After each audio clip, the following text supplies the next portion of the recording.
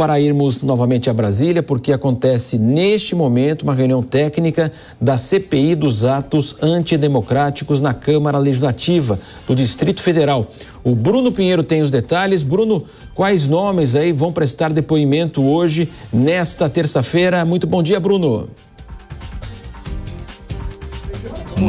Você é um ótimo dia, quem nos acompanha, sempre uma alegria e uma satisfação. Essa reunião finalizou agora, na verdade, uma reunião que está, na verdade, reorganizando essa agenda do mês de maio. Também, logo na sequência, diversos nomes ainda serão ouvidos. Ao meu lado, o deputado Chico Vigilante, muito obrigado em falar ao vivo com a Jovem Pan. Só para a gente entender, diversos nomes, são 24 oitivas, na verdade, diversos nomes que estariam envolvidos diretamente sobre esses atos do 8 de janeiro, como as pessoas que agiram diretamente, como alguém que ajudou com dinheiro, financiando, e hoje o nome importante que a gente ouviu aqui é o nome do general Augusto Heleno, que está entre os que serão ouvidos aqui nessa CPI sobre os atos. Além de Augusto Heleno, outros nomes também são aguardados, né, deputado? Ora, nós definimos o calendário de abril, a partir do dia 13, né, porque dia 6 agora é quinta-feira santa, e o calendário do mês de maio. O general Heleno está sendo chamado a vir depor, esclarecer praticamente um conluio que aconteceu entre ele e o Anderson Torres, que era secretário de Segurança Pública do Distrito Federal, e viajou sem entregar o cargo para o secretário executivo, que é o doutor Fernando, ele próprio confessou isso aqui.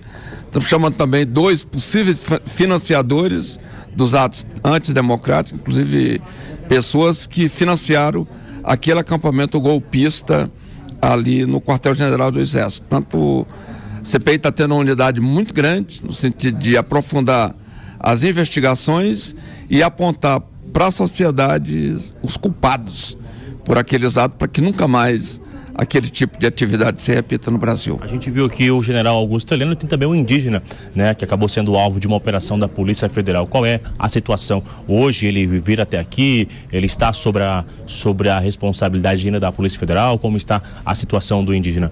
O indígena está preso, nós vamos pedir ao ministro Alexandre de Moraes a liberação dele, para que ele compareça e venha depor aqui. Não é? Ele fica dizendo que estava lá naquele acampamento rezando. Nós queremos saber que tipo de reza que ele praticava naquele acampamento, para ter dado a violência que teve, que não é só do dia 8. A violência começou exatamente no dia 12, em função da prisão daquele indígena, quando usaram tática de guerrilha. Você deve estar lembrado, a Jovem Pan tem as imagens de dezenas de botijões de gás, né, que foram roubados de um posto de gasolina e distribuído no meio da pista para causar acidentes aqui, né? Ônibus, né, que foram jogados barranco abaixo.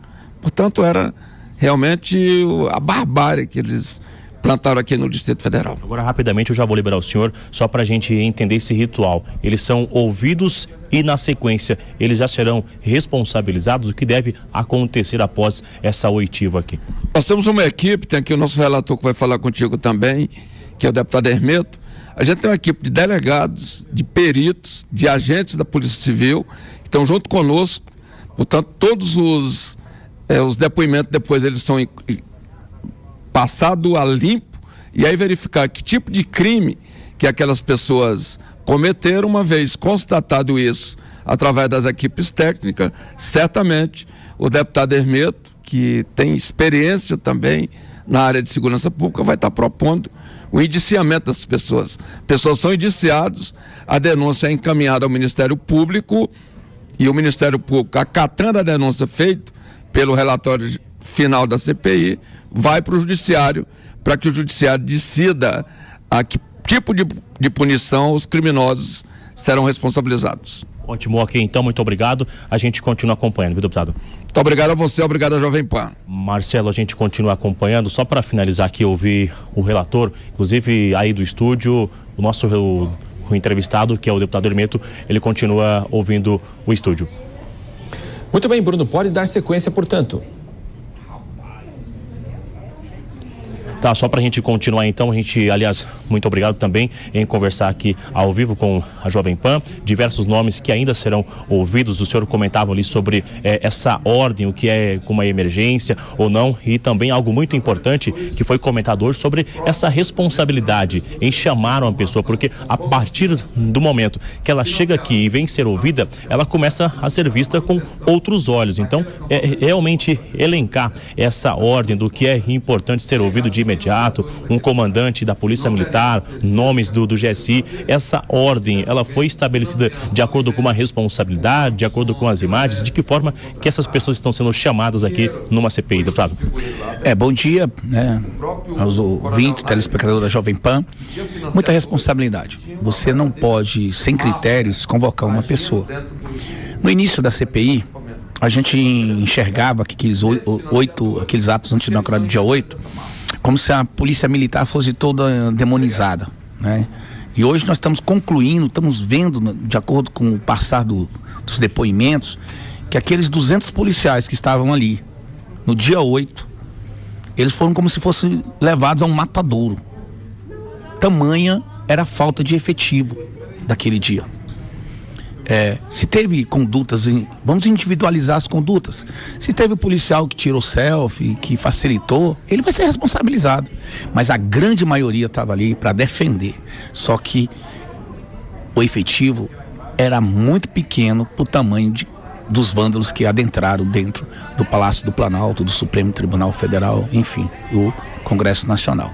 Então, estamos chamando os comandantes, estamos chamando aqueles que elaboraram, né, a ordem de serviço. Por que só tinha 200 policiais? Por que não tinha os gradis? Eu fui policial 30 anos. Eu participei do impeachment do Collor. Você não era nem nascido. Eu estava lá na esplanada, 12, 14, 16 horas. Passei a vida combatendo não só a criminalidade, mas também manifestações ali na Praça dos Três Poderes. Participei do impeachment da Dilma e sei o procedimento que a Polícia Militar tem. Então me deixa muito estranho um efetivo pequeno para uma manifestação daquele tamanho. Então vamos chamar, vamos ouvir, a CPI está no caminho certo. Estivemos à audiência com o ministro Alexandre de Moraes. O ministro disse que tem muita coisa para vir, vai compartilhar alguns dados com a CPI. O meu relatório será muito preciso, imparcial.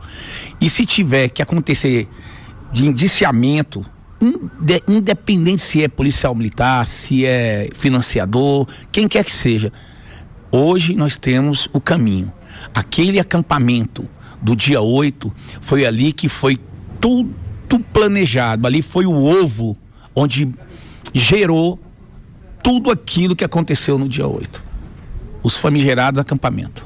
Ótimo, ok. Então a gente ouviu o relator, que é o deputado Hermeto, acompanha a CPI sobre os atos do último dia 8 de janeiro. A gente vai continuar acompanhando esse relatório, inclusive ao final de toda essa CPI sobre as oitivas, são 24 oitivas, e aguardar esses indiciamentos. Então, reforçando, no mês de maio será ouvido aqui o general Augusto Heleno, ex-chefe da segurança institucional do governo de Jair Messias Bolsonaro, ex-presidente da República, viu, Marcelo Matos? Bruno Pinheiro trazendo, portanto, aí a CPI que acontece na Câmara Distrital lá de Brasília, ao vivo. Valeu, Bruno. Daqui a pouco você retorna conosco, então, na programação da Jovem Pan. Quero ouvir o Cristiano Vilela. Cristiano, de fato, aí as investigações acontecendo, né? Essa CPI que tramita, portanto, lá em Brasília. E de fato, aí esclarecer por que deu tudo certo na posse, uma semana depois deu tudo errado. De fato, isso os atos foram repugnantes, tudo aquilo que a invasão dos poderes, evidentemente, claro que nós repudiamos com veemência toda essa situação, mas é preciso fazer uma análise, o que levou a tudo isso, né, Cristiano?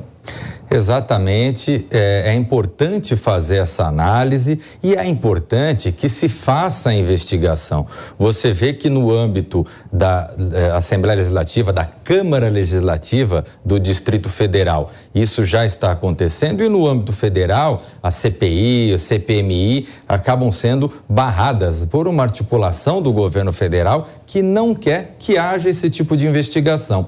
E aí fica aquela pergunta no ar: ora, se se está atacando setores da oposição, como tendo praticado, patrocinado os atos do dia 8 de janeiro, porque a oposição quer que haja CPI e o governo não quer que haja CPI. Você veja que dentro desse caldo todo político, acaba fazendo com que o que de fato precisa ser investigado, que é a apuração dos responsáveis, a análise da imprudência ou do ato pensado por parte de algumas autoridades para que não houvesse o efetivo de segurança necessário, isso tudo acaba ficando em segundo plano por conta de questões políticas, o que é absolutamente lamentável.